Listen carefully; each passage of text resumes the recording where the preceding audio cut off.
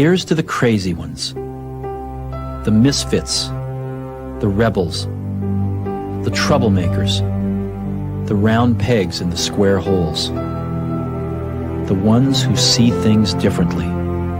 They're not fond of rules, and they have no respect for the status quo. You can quote them, disagree with them, glorify or vilify them. About the only thing you can't do is ignore them, because they change things. They push the human race forward. While some may see them as the crazy ones, we see genius. Because the people who are crazy enough to think they can change the world are the ones who do.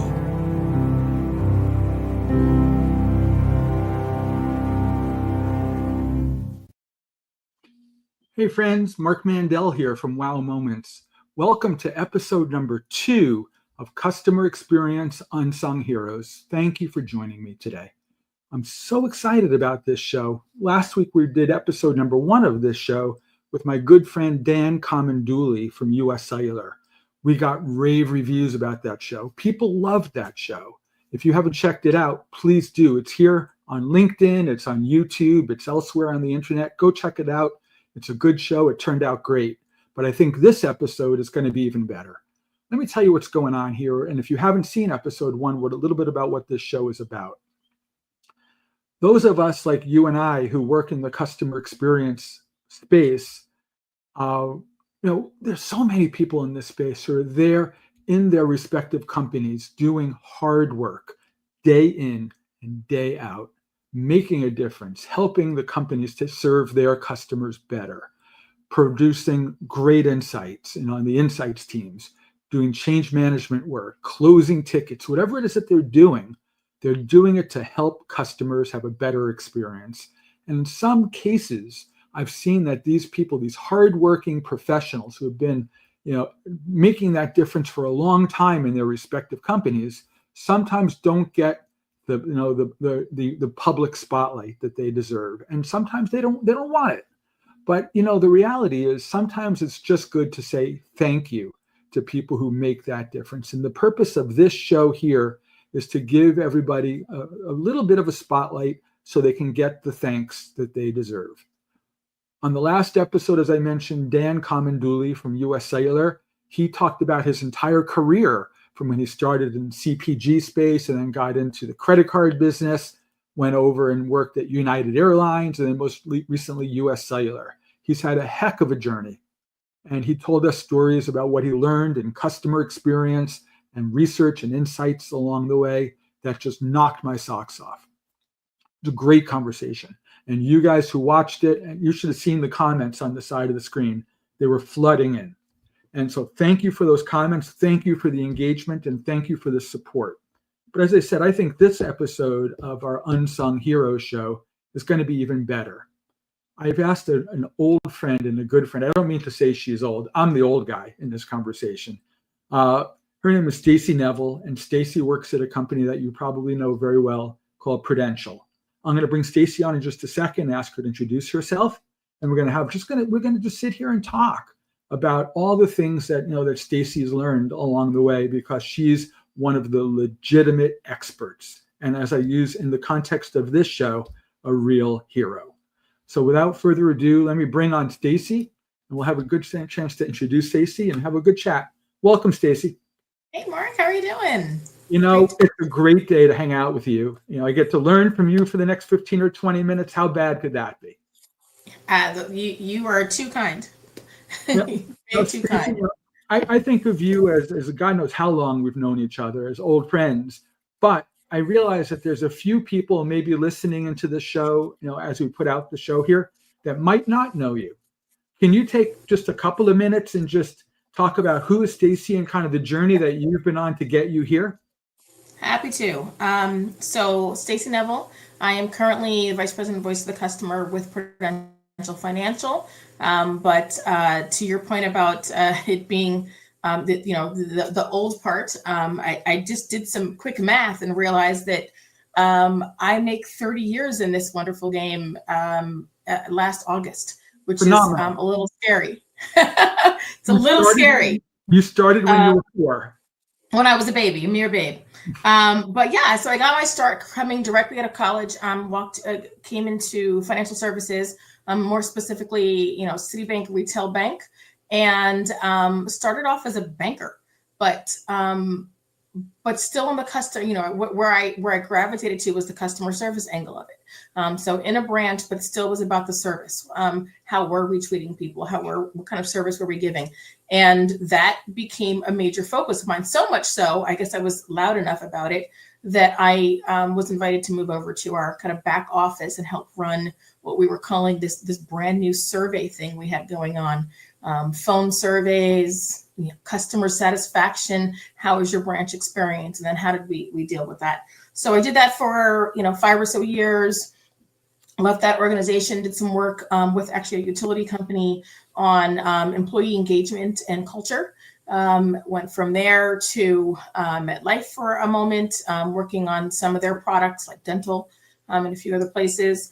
And shortly after that, I started my 15-year stint on the vendor side of the business, which was phenomenal. I got to work with more than just financial services or one company. I got to work with retail, insurance, tech.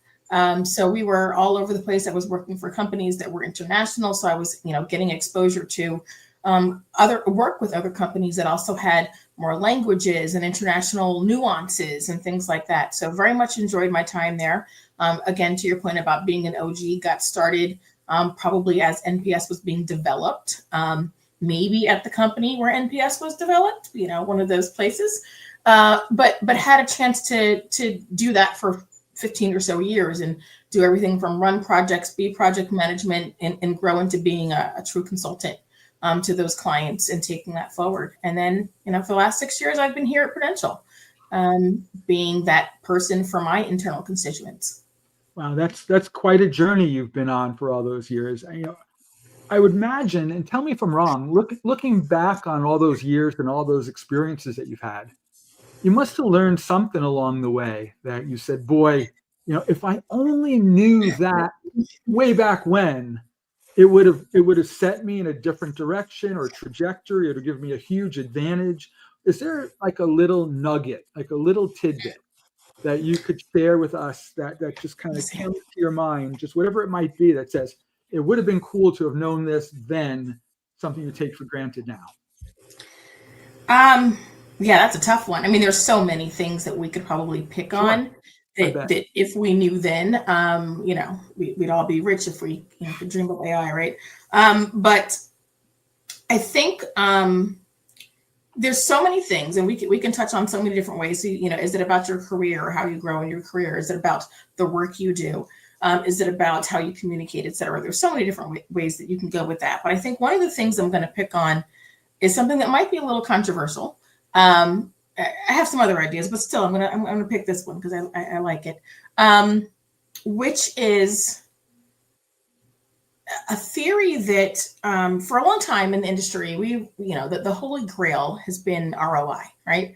How do we determine ROI? How much is 1 point worth? What et cetera? What does it mean to be 1 point better in net promoter or satisfaction or insert metric here? And I'm going to buck that system a little bit. ROI is important. I'm not taking away from it. Understanding the value is important. But I'm going to say that had I known, especially through all the angst and all the time we have all spent trying to find that magic number or better understand that ROI is not the end all be all that we think it is. I think the end all be all is action. It's at the end of the day, we're all collecting this feedback, and our business partners and the people that hire us to get this data, what they're looking for is, what should I do next? What do I do with this? And if we can simply, easily, or make it feel simple and easily, tell people, yes, this is how you've been performing, and here's what you should do next to either make it better or maintain it. That's what people are looking for. It's at the end of the day, we want to know what to do about it. That's so relatable. From my experience, I can't tell you how many folks that I interact with on a daily or weekly basis that are in your seat in other companies that are still, to this day and age, in late 2024, still using all these methods that we all talk about here, but the mindset is chasing a score, right? Let's just pick Net Promoter, because Net Promoter has done a lot of amazing things in our industry and has done a lot of miserable things in our industry. People have done miserable things with the Net Promoter Score. The score hasn't done anything. The number has done nothing. That's a very fair point. I'll give you that. I misspoke. And see, that's what I mean by being able to learn from you on a daily basis, which is good. But I give credit to Fred Reichheld for doing one thing, which is getting C-level professionals curious about research, right? Curious about what's my score. Right? They want the bragging rights. They want the ability to say, well, I'm a higher than you score, amongst their peer group. And that was an interesting finding to see. Watch and that making it simple. Yep. Simple to administer, simple to understand. Exactly. Because I've seen, companies when they try to make these crazy convoluted index scores where it's this times this divided by that plus 6 over 19. That's where I started my career, and I think in the entire company, outside of the PhDs we hired from the other company who created it, and it was sound. Don't get me wrong, but I think I'm the only one who understood it. I'm the only one who could actively say, "Yep, this index is created by these 26 metrics at this weightage." And part of my tour every year was to go tell people what this really means. And yes, it's sound, but no one trusted it. A bunch of people who lived their life by numbers. They were bankers who didn't trust my numbers because they didn't understand them. Exactly. Interesting. So, there's something when you're sharing about your background that really kind of struck as all was super interesting, but there's one thing that jumped out at me and makes you not just one of the original folks in this space, but a little different than some of the others. Some of us in this space have been longtime people like you, but we've either been relegated to one side of the industry, meaning the vendor side or the brand or corporate side, or the other. Either we're career corporate folks or we tend to be career vendor folks. You've had a time in each side, and you've obviously succeeded in both sides. I'm just curious from your standpoint, because of that unique point of view, is there something that you've seen on one or the other side that made it different or surprising or interesting or different than you expected coming from that other side? In other words, when you went from, let's say, the client side to the vendor side, from the vendor side now back to the client side again, you've seen obviously change. I'm curious what you think that is unique on being, I'm a vendor side person or a client side person. So probably less observation from the original move from client to vendor side. And I say that because it was earlier in my career. In some ways, you didn't know what you didn't know. And I'd been in a few different companies in a few different areas, financial services, insurance, utilities. So my experiences were relatively different. Had some foundations there. So when I went over to the vendor side, I probably always have had that service mentality. So that made that part easier to be able to relationship lead or relationship manage and take care of clients. What I will say, and it, like I said, it was a long time ago. So we're going back 20 years when I made that move now, at least 20 years, 21. Sure. We did not have these technological advances. We were not in the same place that we are with how we do business now. And so I was on the vendor side as we developed better technology to say, we can be your hub. You can give us all your data, give us all your, the term disparate data sources, and we could make it all make sense, right? That developed probably while I was on the vendor side.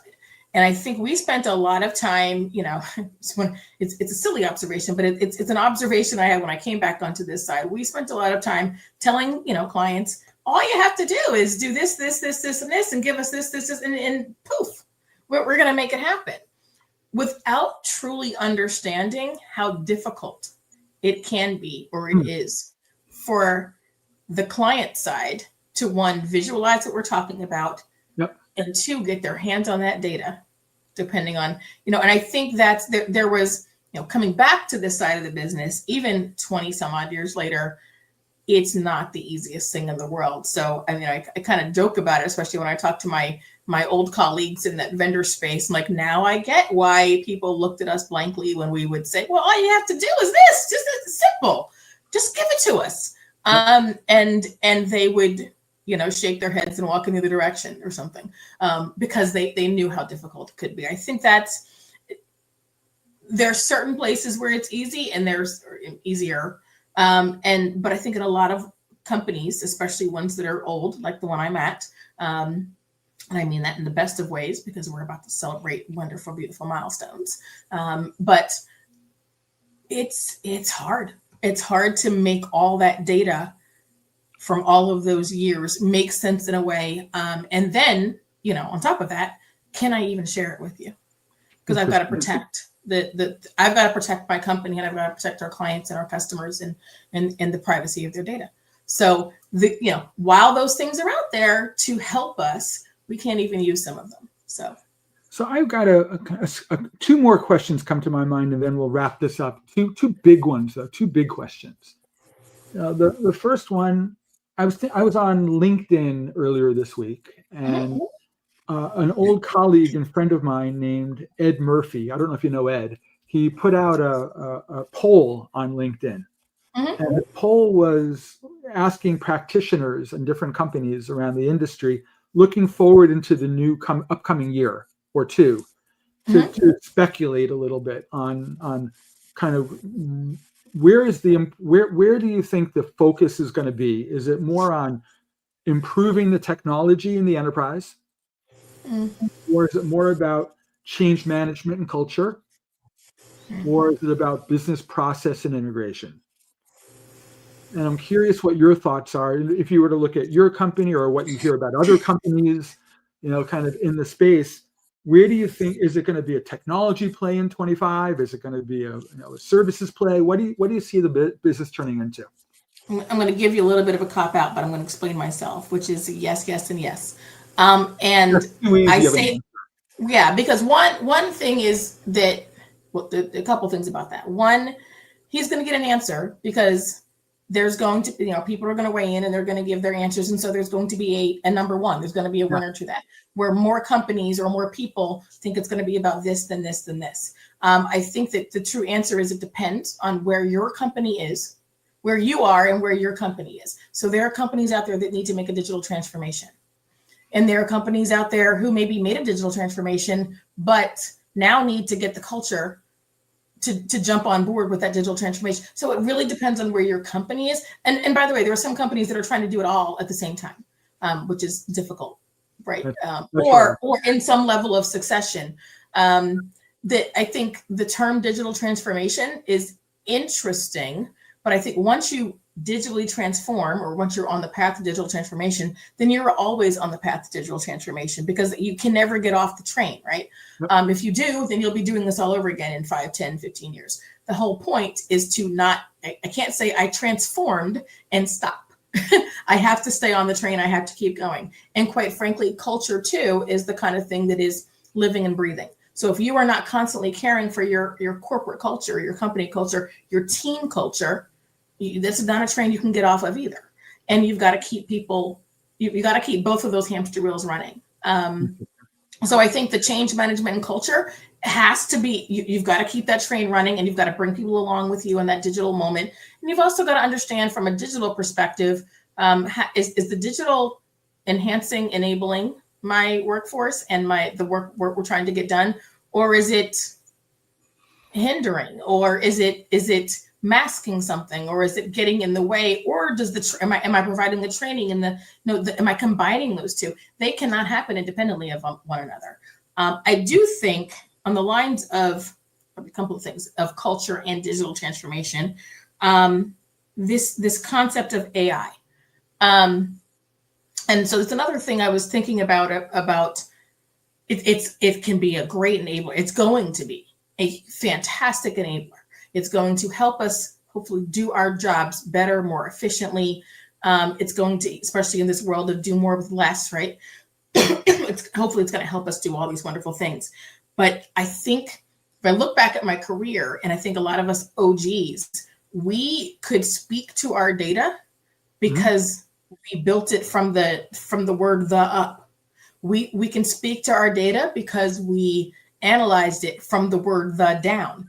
And every which way and sideways, whether it's Excel or the tools that have been, we knew our data in and out. We knew the demographics. We knew where it came from. We knew how we built it. We knew all of that. So we can speak like the experts or the SMEs that we are about our data. People could challenge our numbers and challenge our data because we knew it inside out. Now, when I feed that data, when I feed whole groups of that data into AI, and I'm no longer analyzing it by hand, as I should not probably, how confident am I in what it spits out? Yep. How confident, how much am I really going to know my data? Am I trusting the system at that point? And I think we need to find that happy medium. I'm not sure what that is yet. So I think that's part of the danger of this this digital transformation. And then how do we also teach the checking process? You really have to, I can't just rely on this thing to give me the answer. I want to be able to know my data. When someone challenges the data, I want to be able to break it down and speak to it and say, yes, that's because this group said this and this group said this. So when you put them together, you got to do blah. That's what I fear we're going to lose some of that. That's interesting. Yeah, I've read a lot about and talked to a lot of people. And by the way, you read my mind about my second wrap-up questions, all about AI. And so you got both. You get points for both in the one comment that you made. Awesome. You hear a lot about AI, though. You can't not hear about AI. Right. It's in every conversation, and it's evolved faster than in the last couple of years than I think at least I ever imagined it would have. Right. As an old guy myself, I remember using ELIZA on my Radio Shack TRS-80 computer in 1978, being able to ask it questions and get, quote, answers. But let's just say it was a toy, compared to the things they're doing now. But it seems like, to your point now, that one of the biggest challenges is consistency and transparency in AI. Because if it's not transparent, you don't know where the answers are coming from. You don't know the reliability of the answers. You don't know the data that's generating the answers. You don't know how trustworthy it is. You don't know if you're able to put your kind of good housekeeping stamp of approval on it. Right. Because if you're now socializing what that's spitting out, and it could be, what's the term, hallucinating, out of some of these systems now, all bets are off. And so I don't know how to really handle that. Yeah.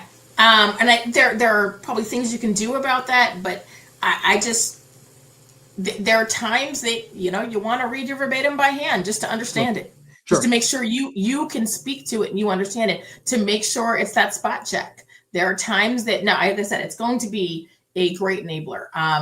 We need it because we have too much data to understand and by the way, the questions, the requested actions, what the businesses, what our internal consultants want from it are coming fast and furiously. They're flying at us.